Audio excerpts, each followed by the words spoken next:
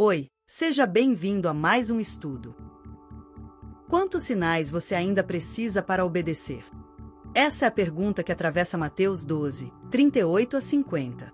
Os líderes religiosos já tinham visto milagres, ouvido ensinos, presenciado libertações, e mesmo assim pedem mais uma prova. Não porque faltasse evidência, mas porque faltava rendição. O texto revela algo desconfortável. O problema nunca foi falta de sinal. Foi resistência ao significado do sinal. Aqui, Jesus confronta uma geração que quer espetáculo, mas rejeita a transformação.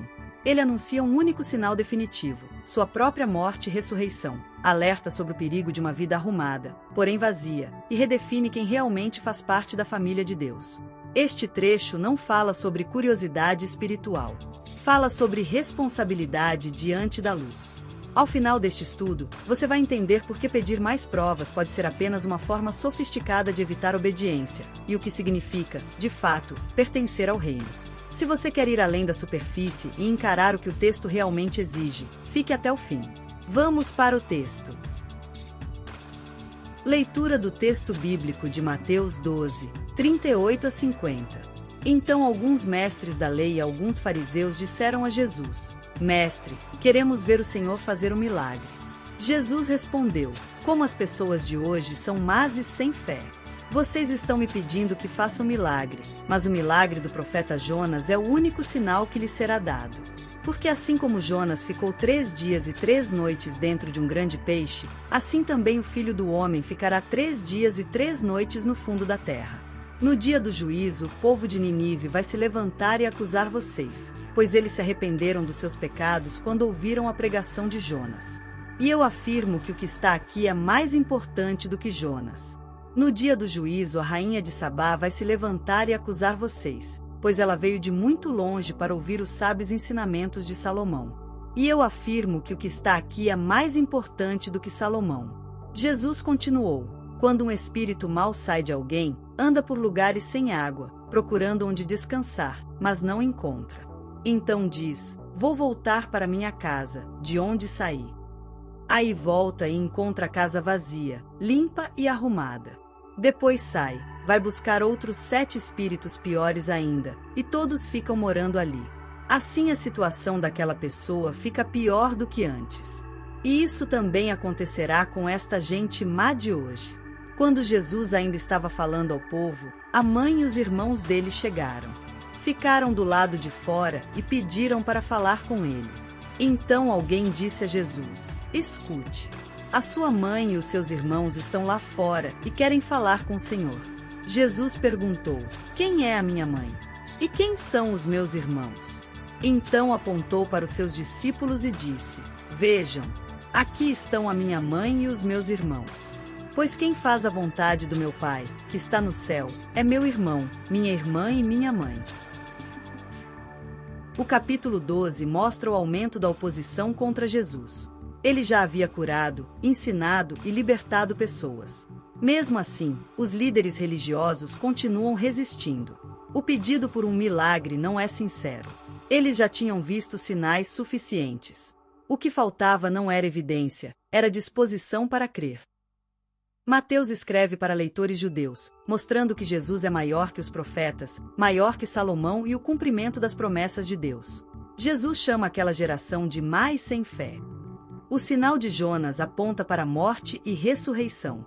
Repetição da expressão, mais importante do que Jonas e Salomão. ênfase no dia do juízo. A casa está limpa e arrumada, mas vazia. O trecho termina com a redefinição de família baseada na vontade do Pai. O sinal definitivo é a ressurreição. Jesus não realiza o milagre que pedem. Ele aponta para algo maior. Assim como Jonas passou 3 dias no ventre do peixe, o Filho do Homem passaria 3 dias na terra. O maior sinal não seria espetáculo. Seria vitória sobre a morte. A ressurreição seria a confirmação final de quem ele é. Quanto maior a revelação, maior a responsabilidade. Nínive se arrependeu ouvindo Jonas. A rainha de Sabá viajou longe para ouvir Salomão. Ambos responderam a uma revelação menor.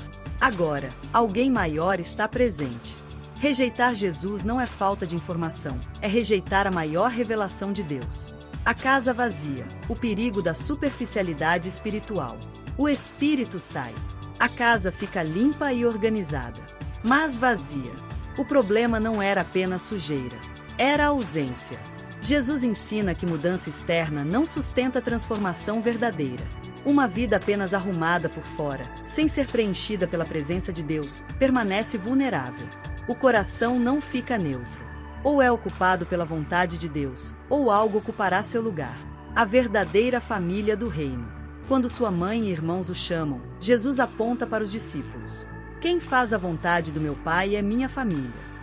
Ele não despreza sua família biológica.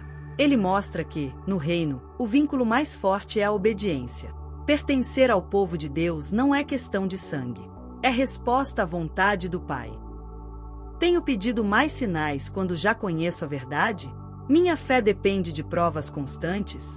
Minha vida espiritual é apenas organizada por fora? Meu coração está cheio da presença de Deus ou apenas vazio e arrumado?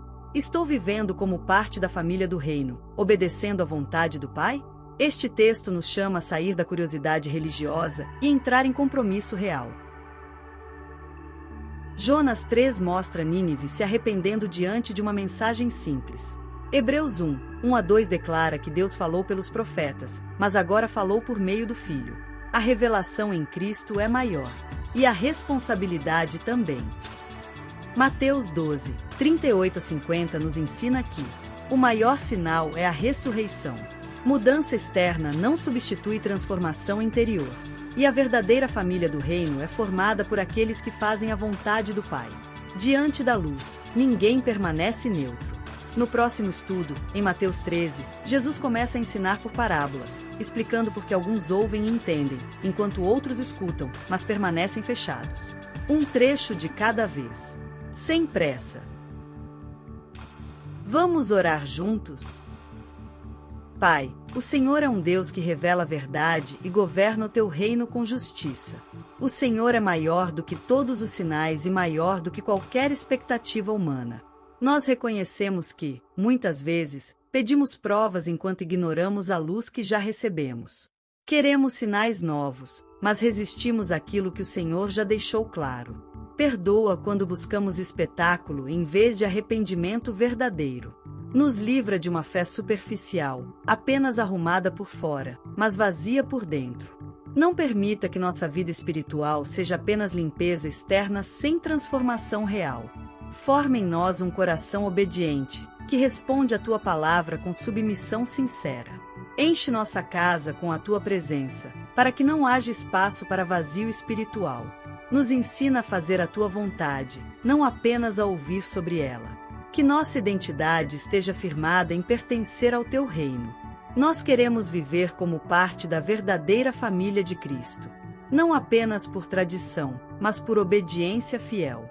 Que nossas escolhas revelem que estamos ao teu lado. Em nome do teu Filho amado Jesus. Amém. Antes de encerrar, eu quero te dizer uma coisa. Esse estudo não termina aqui. A palavra de Deus é viva, e ela continua trabalhando mesmo depois que o vídeo acaba. Então não feche isso como quem termina um conteúdo. Leve essa reflexão com você hoje. Se esse estudo te ajudou a entender o texto com mais profundidade, se inscreva no canal. Nós estamos caminhando capítulo por capítulo, sem pular partes difíceis. E se você deseja receber os avisos dos próximos estudos e participar mais de perto dessa jornada, o link dos grupos está na descrição. Nós seguimos juntos. Um trecho de cada vez. Sem pressa. Te vejo no próximo estudo.